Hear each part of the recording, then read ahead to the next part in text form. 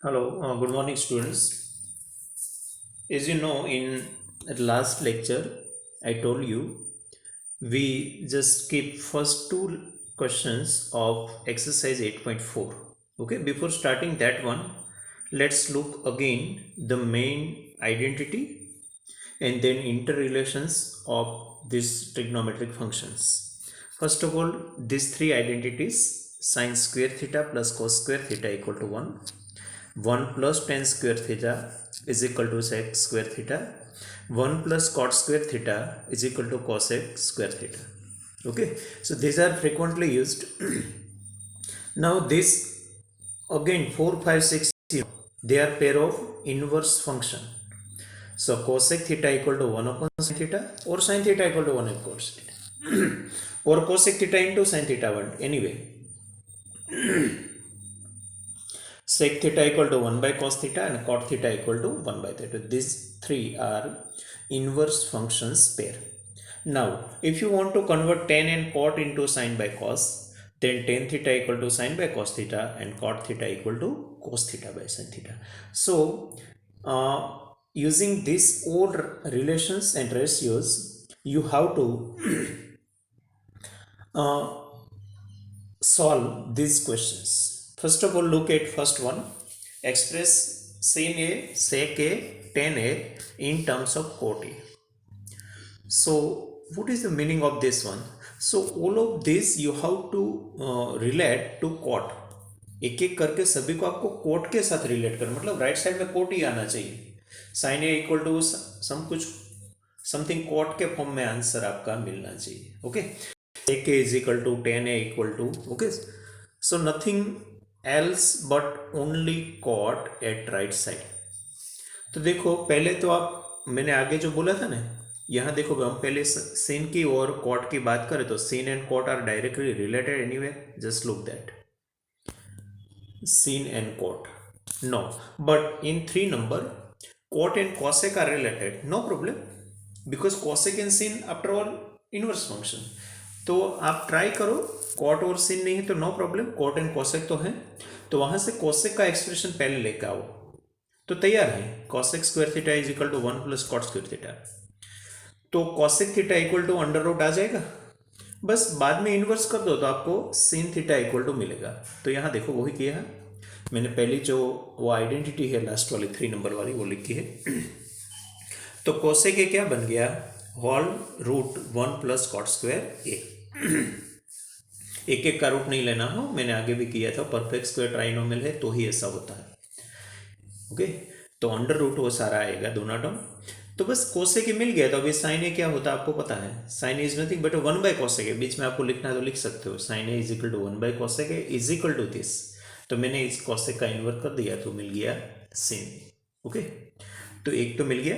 अभी टेन, तो फिर भी आपको टेन और कोट तो डायरेक्टली रिलेटेड, वो तो आपको पता है वो एक दूसरे के इनवर्स है. ओके, तो लास्ट में मैंने लिखा देखो tan A equal to 1 by cot है.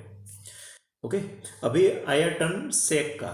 तो सेक में देखो आइडेंटिटी में फिर से आ जाओ, तो sec and cot are directly related, no, but sec and tan are related.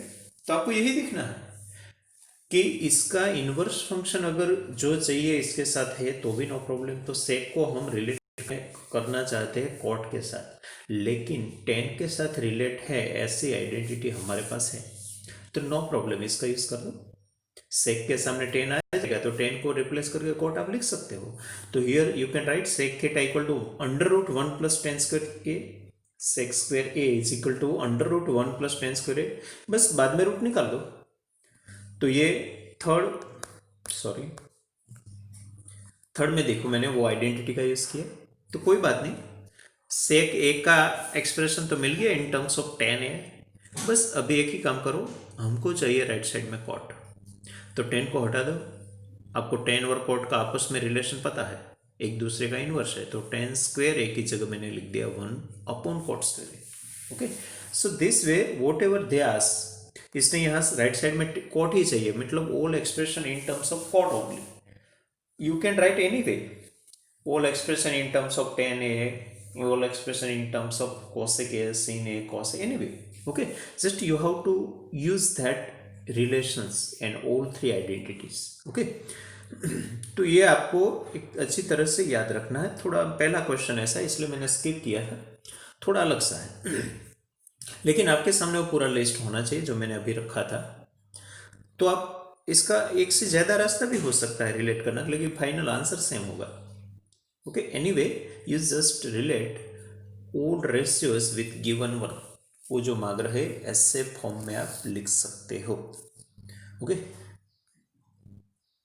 Again पहले पहले तो क्वेश्चन ही समझ लो। सीन को कॉट के फॉर्म में, सेक को कॉट के फॉर्म में और टेन को। तो पहले सीन और कॉट डायरेक्टली रिलेटेड नहीं था तो हमने कोई बात नहीं किया, कोसेक को कर दिया। तो कोसेक को in terms of cot A बना दिया, तो कोई बात नहीं, इसका इन्वर्स कर दिया तो सीन ए मिल गया। नेक्स्ट हमें टेन को और कॉट को रिलेट करना है, वो तो आसानी से हो गया, वो लास्ट में मैंने लिखा। बाद में सेक और कॉट को रिलेट करना है। तो सेक और कॉट को कैसे रिलेट करें, तो कोई बात नहीं, सेक टेन को रिलेट करता हूँ, वो आसानी से हो रहे, बस बाद में टेन को हटा के कोट लेके आओ। तो ऐसे स्टेप बाय स्टेप, डायरेक्टली शायद ना हो, डायरेक्टली एक में ही हुआ, देखो लास्ट में tan equal to one cot है। ओके, सो डायरेक्टली नहीं हो रहा, इनडायरेक्टली करो, स्टेप बाय स्टेप आगे बढ़ो। नाउ सेकंड वन, ये सेम टाइप का क्वेश्चन है। यहाँ write all trigonometric ratio of angle A in terms of sec A. आगे तीन को ही कन्वर्ट करना था, यहाँ टोटल बाकी रहे फाइव, तो फाइव को कन्वर्ट करो। लेकिन एक बात है, कोई एक का कन्वर्जन मिल गया तो दूसरे इसका इनवर्स का ऑटोमेटिक मिल जाए। मान लो कि आपका सीन ए का कर दिया तो कॉसेक ए का एक साथ मिलेगा। ओके, तो तीन जैसी है बात हमारी होगी। तो देखो सेक ए के फॉर्म में करना है तो पहले तो हम cos A equal to one by sec A आसानी से लिख सकते हैं, very short and direct relation. Okay, अभी देखो हम सीन का टर्न ले तो हमें ये पता है सीन एंड सेक रिलेटेड नहीं है, लेकिन सीन एंड कॉस तो रिलेटेड है, नो प्रॉब्लम। तो मैंने वहाँ से sine A is equal to निकाल दिया। मैं आइडेंटिटी पूरी पहले लिखा है, बाद में स्क्वायर रूट लिया, क्योंकि we want sin square, sin A not sin square A. बस अभी कॉस नहीं चाहिए, कॉस की जगह फिर से सेक लिख दो। और वहाँ थोड़ा एलसीएम लेना है तो एलसीएम भी ले लो ना, क्योंकि बात खत्म ही करो। ओके, सिंपलेस्ट फॉर्म में आप कर दो, जितना आगे बढ़ सकते हो इतना आगे बढ़ो। ओके, तो एक आपको मतलब इसकी पैटर्न या इसकी रिदम समझ में आना चाहिए। पहले जिसके साथ रिलेट हो रहा है इसके साथ कर दो, अगर इसके खुद के साथ नहीं हो रहा तो इसके इनवर्स के साथ रिलेट करो। हमें सेक चाहिए लेकिन सेक से रिलेट नहीं हो रहा तो कॉस से रिलेट करो। कॉस से रिलेट हो गया मतलब मान लो ना सेक से रिलेट हो गया। Okay, so understand that way. हाँ, तो सीन मिल गया, जैसे ही सीन मिलेगा ना कॉसेक भी मिलेगा। देखो मैंने तुरंत ही कॉसेक कर दिया, क्यों, मुझे पता है कि सीन मिल गया तो कॉसेक मिल ही गया, मतलब जस्ट ऊपर नीचे कर दो, शीर्षासन करवा दो। तो देखो मैंने शीर्षासन करवा दिया, cosec is equal to nothing but sec A और under root sec square A minus one. Okay, वो रूट निकलता था तो और मैं एक स्टेप आगे बढ़ा था, स्क्वायर एलसीएम भी लिया। ऊपर देखो एलसीएम लेने के बाद वो डिनोटर का रूट निकल रहा है, न्यूमरेटर का नहीं निकल रहा। ऐसे रूट निकलने की मैं बार बार मना कर रहा हूँ, एक एक इंडिविजुअल टर्म का रूट नहीं निकलता प्लस माइनस में। तो फिर से अगेन कॉस का तो सीधा रिलेशन था, साइन का नहीं था तो कॉस से हो गया, कॉस से सेक पर आ गई, साइन मिल गया मतलब कॉसेक मिल गया। अभी देखो टेन एंड सेक तो डायरेक्टली रिलेटेड है, फॉर्मूला आपके सामने है, वन प्लस टेन स्क्वायर सीधा is equal to sec square theta. तो वन को सामने भेज दिया तो टेन तो मिल गया आसानी से, बस टेन मिल गया तो कोड भी मिल गया, क्योंकि हमें ओल्ड रिलेशन एस्टेब्लिश करना है सेक के साथ। तो ओल मतलब बाकी फाइव रहा, तो हमें फाइव आंसर देना था। तो पेयर में मिलता है, देखो टेन मिला तुरंत ही कोट मिला, ऊपर सीन मिला तुरंत ही कॉस मिला। तो कुल मिला के हमें काम सबका नहीं करना पड़ा, इन्हीं थ्री का करो तो ऑटोमेटिक बाकी दो तो मिलेगा। So cot equal to one by tan है, मतलब inverse of that. Okay, so again uses refer it, cos directly, sin is related to cos not sec but no problem. Okay, मैंने वो फिर से मैं रिपीट करता हूँ, सेक के फॉर्म में लाना है इसका मतलब कॉस के फॉर्म में भी लाओ, नो प्रॉब्लम, क्योंकि सेक एंड कॉस एक दूसरे का इन्वर्स है। आपको सेक के साथ डायरेक्ट रिलेशन किसी का नहीं है तो तुरंत ही दूसरा रास्ता खुला है, कॉस के साथ है कि नहीं तो वो लिखो। तो देखो मैंने सीन ए को रिलेट करना चाहता था तो आइडेंटिटी में ऐसी कोई मुझे नहीं मिली थी, तो कॉस के साथ मिला था डायरेक्टली तो मैंने कॉस से कर दिया, नो प्रॉब्लम। कॉस को वापस सेक में आप कन्वर्ट कर सकते हो और आगे थोड़ा सिंप्लीफिकेशन हुआ। ओके, साइन सीन मिल गया, सीधा कॉसेक मिल गया, टेन का तो सीधा रिलेशन था सेक के साथ। ओके, सब्जेक्ट बनाना बाकी था, रूट निकालना बाकी था, निकाला, बस 10 मिल गया, क्वाड भी मिल गया। ओके, सो आप ऐसे भी कोई भी कर सकते हो। आज मैंने होमवर्क में दिया है ऐसा है क्वेश्चन, लेकिन सेक ए की जगह मैंने कोसेक ए कर दिया, तो आपको ऐसे एक नया क्वेश्चन बनेगा। Okay, so first and two are almost same. Number 3, ये वर्कशीट के क्वेश्चन है, इसमें 1 to 23 टेक्स्ट बुक में से ही सीधा वहां से उठाया गया है। 1 to 23 हमें आपको पता है, तो 8.1 में और 8.2 में ट्रू फॉल्स भी थे, एमसीक्यू भी थे। 8.3 में शायद एमसीक्यू नहीं थे, तो फिर से 8.4 में आए थे, तो 2 जगह एमसीक्यू आपको मिला था, 2 जगह आपको ट्रू फॉल्स भी मिला था। ओके, और बहुत सारे शॉर्ट क्वेश्चन भी 8.3 में कॉम्प्लीमेंट्री में बन रहा था। तो ये सारा काउंट करो आप, तो हमें 23 क्वेश्चन वहाँ से मिला था। 10 एमसीक्यू मिला था, 10 ऑलमोस्ट 10 या 9 जैसे ट्रू फॉल्स मिले थे, और बाकी जो हैं वो हमें कन्वर्जन मिला था, जिससे 8.3 का स्टार्टिंग और वो सब लास्ट सम वो सारा 23 तक आ गया। तो बाकी था इसमें एक ही काम करना है, क्या? मोस्टली आइडेंटिटी या तो वो conversion, inter relation of functions. Okay, तो यहाँ देखो, आप वर्कशीट प्रिंट निकाली हुई तो ओपन करके रखो। मैंने क्वेश्चन तो यहाँ लिखा है, सब में ब्लैंक से ये सारी। ओके, तो 24 से आगे ब्लैंक से 30 तक। तो देखो 24 1 + tan² थीटा, देखो डी नोट में सीधा आइडेंटिटी अप्लाई हो रही है, तो मैंने कर दी बस। तो 1/sec² theta = cos² theta. Okay, next, इसमें भी दोनों में आइडेंटिटी अप्लाई हो रही है। देखो 1 + tan² sec², 1 - cos² sin²। Okay, लेकिन सेक मतलब क्या? 1/cos, तो सेक की जगह अपॉन में कॉस रख दिया, तो sin² theta upon cos² theta tan² theta. समझ गया? तो ऐसे जितना आप कन्वर्ट करके आगे सिंप्लीफाई हो रहा है, ऐसे आगे बढ़ना, लंबा लंबा सा करके आगे नहीं बढ़ना। ओके, क्योंकि मैंने सेक को कॉस में क्यों कन्वर्ट किया, मुझे पता था कि कुछ एक फंक्शन आने वाला था, तो हमने अपॉन में कॉस रख दिया, तो देखो 10 आ गया, इसलिए मैं आगे बढ़े इसे। ऊपर भी देखो, अपॉन में सेक आ गया, मतलब दो फंक्शन में से एक फंक्शन बाइनोमियल का मोनोमियल हो गया। और 1 अपॉन समथिंग क्यों रखे हम, अगर इजीली हम इसको न्यूमरेटर में हमें पता है इसका इनवर्स, तो न्यूमरेटर फॉर्म में ही लिखे। हाँ, 26 भी बहुत सिंपल, मैंने कोस ए इंटू सेक ए 1 कर दिया, आपको पता है दोनों एक दूसरे के इनवर्स है, और इनवर्स की प्रोडक्ट 1 होती है, तो इनवर्स की प्रोडक्ट मैंने सीधी 1 ही कर दी। आपको नहीं समझ में आ रहा है तो सेक ए को 1/cos करो, तो cos cos कट हो जाएगा। लेकिन ऐसा क्यों करें, आप सीधा इनवर्स की प्रोडक्ट 1 है, वो आपको पता है, तो सीधा 1 रख दो, यहाँ पे 1/cos x।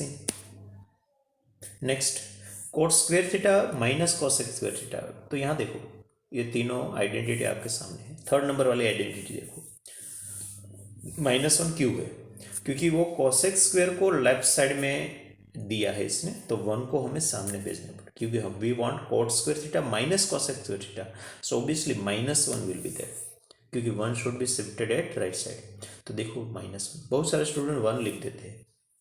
ओके, तो ऐसे जल्दी मत करो, cos x² - cot² होता तो 1 होता, लेकिन यहाँ cot² - cos x² है, तो -1 आएगा। ऐसे ही सेकंड आइडेंटिटी में भी होगा। और ये 28, इसमें मैंने बीच में माइनस की जगह प्लस किया, मैंने सर्कल किया, वो एक्चुअली करेक्शन है। So instead of minus you just write plus there, तो 1/cot² की जगह मैंने tan² लिखा, तो आपको आइडेंटिटी पता है 1 + tan² = sec²।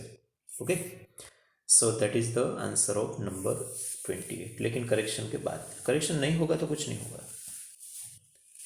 ओके, तो बहुत आसानी से आप ये सारे ऑब्जेक्टिव क्वेश्चन में आइडेंटिटी का यूज़ कर सकते हो। अगेन देखो, ये 29 है ना, वो 26 जैसा है, देखो वहाँ भी ऊपर इनवर्स की प्रोडक्ट थी, यहाँ भी थे, तो यहाँ भी sin theta and cosec theta 1, तो अपॉन cos रहा, तो 1/cos is nothing but sec।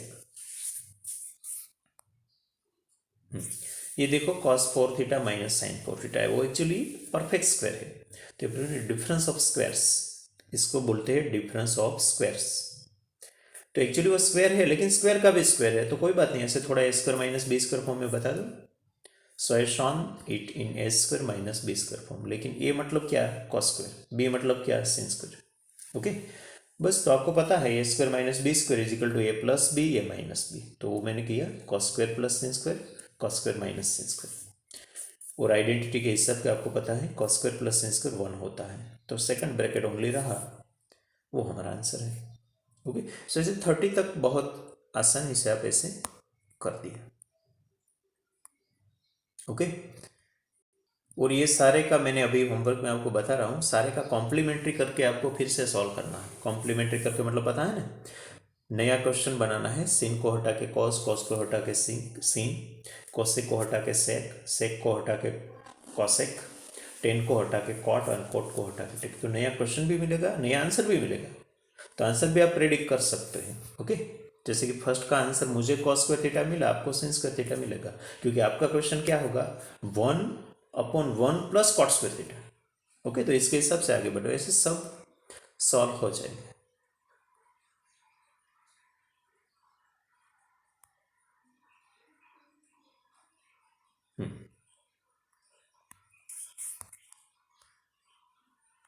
ये होमवर्क के पहले देख लो, बाद में मैंने एग्जाम्पल 1 लिया है, वो बाद में देखिए। पहले 3 sum express cos A cosecant cot A in terms of tan A, वो मैंने फर्स्ट क्वेश्चन का में से नया बनाया, आप बना सकते थे लेकिन मैंने बना के दिया कॉम्प्लीमेंट्री करके।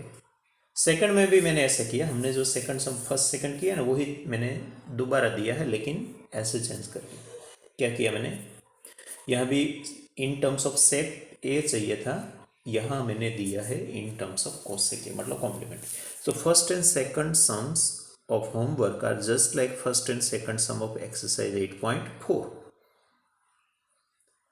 हाँ, अभी ये सारे ब्लैंक्स जो 24 से 30 तक थी ना, वो prepare new questions from objective questions, मतलब blanks 24 to 30 and solve them. New questions कैसे बनाना है वो आपको पता है, ओके, मैंने शॉर्ट में लिखा है, इसकी प्रोसेस नहीं डिस्क्राइब की है, यहाँ पर नहीं बताई है कि कैसे न्यू क्वेश्चंस बनते हैं, वो आपको पता है, मैंने जस्ट अभी एक्सप्लेन किया है।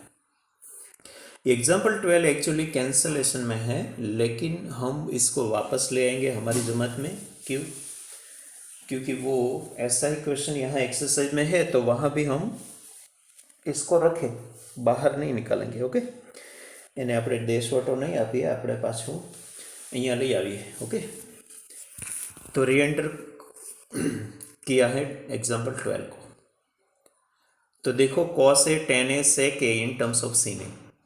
तो आपको पहले तो देखना है सीन ए के फॉर्म में नहीं मिले तो कॉसेक ए के फॉर्म में लेके आओ, नो प्रॉब्लम। तो पहले देखो cos and sine directly related, तो पहले तो आसानी से मिल गया, आइडेंटिटी से मैंने स्टार्ट किया, कॉस स्क्वायर ए को सब्जेक्ट बनाया, बाद में रूट लिया। ओके, अभी टर्न आया टेन ए का, तो वहाँ भी देखो पहले सेक का कर दिया, नो प्रॉब्लम, क्योंकि कोस में तो सेक तुरंत ही मिल जाता है ना, एक दूसरे का इनवर्स, तो कोस का शीर्षासन करवा दिया, तो देखो सेक मिल गया, सेक इक्वल टू 1/cos, लेकिन कोस का ऊपर तैयार है, तो फर्स्ट रिजल्ट का यूज सेकंड में किया। अभी थर्ड में देखो, थर्ड में हमने सीधा ये इंटर रिलेशन में से ही लेके आए, आइडेंटिटी का यूज भी कर सकते हैं आप, लेकिन वहाँ पर sin के साथ था रिलेटेड नहीं था। तो यहाँ देखो tan A is equal to sin A upon cos A, तो sin ए के फॉर्म में तो हमें चाहिए, cos ए को रिमूव कर दो, तो cos ए का फर्स्ट रिजल्ट देखो, तो फर्स्ट रिजल्ट का यूज हमने सेकंड और थर्ड में किया है, तो cos को रिमूव किया फर्स्ट रिजल्ट के हिसाब से, √1 माइनस, सॉरी वो sin स्क्वायर ए है, यहाँ मैंने गलती की है एक लिखने में, मैं आपको करेक्शन करवा देता हूँ। ओके, करेक्शन करना हो, क्योंकि रिटर्न में आप कहीं पर ऐसा ना बाद में भूल के कि मिस्टेक, देखो ये कॉस ए की रिजल्ट जो है ना वो 1 माइनस sin स्क्वायर, ऊपर आप देख सकते हो, तो this is not cos square है, इट इज sin स्क्वायर है, क्योंकि sin ए के फॉर्म में चाहिए, और दूसरी बात cos तो ऑलरेडी था, तो इसकी जगह 1 माइनस sin स्क्वायर √ आएगा, तो ये करेक्शन कर लेना है। ओके, तो ये एग्जाम्पल नंबर 12 हमने वापस इंक्लूडिंग में लिया है, एक्सक्लूडेड से निकाल के। ओके, तो ऐसे बहुत सारे सम हमने लिया अभी तक ट्रिग्नोमेट्री में, बहुत सारे, आई थिंक 3 और 4 और 5 सम ऐसे हो गए जो सामने वाली टीम में से हमारी टीम में आ गया होगा। ओके, तो इसको याद रखना थोड़ा कि अभी वो हमारे ग्रुप में हमारी पार्टी में आया है। तो ये सारी बात थी कन्वर्जन और ऑब्जेक्टिव क्वेश्चंस पर्टिकुलरली ब्लैंक्स। अभी आपको पता होगा तो मैंने 8.1 में एक 6 सम रखा था, अभी मैं नहीं करवा रहा हूँ, लेकिन वो हम मंडे के लेक्चर में पहले करेंगे, बाद में हम लेसन नंबर 10 स्टार्ट करेंगे, लेसन नंबर 10। ओके, पहले एक एग्जाम्पल और एक सम, दोनों बिल्कुल सेम, जैसे कोई एक कम करेंगे तो दूसरा आप होमवर्क में भी कर सकते हैं। ओके, तो वो दोनों पेंडिंग रखा है। बाकी ये लेसन अभी हम ट्रिग्नोमेट्री को यहाँ ख़त्म करते हैं। एक बार ट्रिग्नोमेट्री को ठीक से रिवाइज करना, क्योंकि स्टूडेंट को मोस्टली ट्रिग्नोमेट्री थोड़ा डिफिकल्ट लगता है, और यहाँ भी बहुत ज़्यादा कटिंग नहीं हुआ है, मतलब डिडक्टेड सिलेबस इसमें कम है, इतना सारा नहीं हुआ है। ओके, तो मोस्ट ऑफ रखा है सिलेबस में, तो थोड़ा ऐसे भी आपको पूरा लगेगा, और थोड़ी बात नहीं है मतलब क्या है, कैलकुलेशन बेस्ड बात नहीं है, यहाँ पर कम है बहुत। ओके, तो थोड़ा रिवीजन रखना और ठीक से समझने की ट्राई करना। अगर कोई प्रॉब्लम है तो और भी वीडियो रेफर कर सकते हो आगे का, या तो मेरा अप्रोच कर सकते हो। बस आज हम इतना रखते हैं, मंडे मिलते हैं लेसन नंबर 10 के साथ। थोड़ा रिवाइज करके रखोगे, और थोड़ा स्टैंडर्ड 9th में जो आप सर्कल लेसन पढ़े हैं इसको भी थोड़ा रिवाइज करके रखो। ओके, तो भी यहाँ काम में आएगा। Okay, thank you.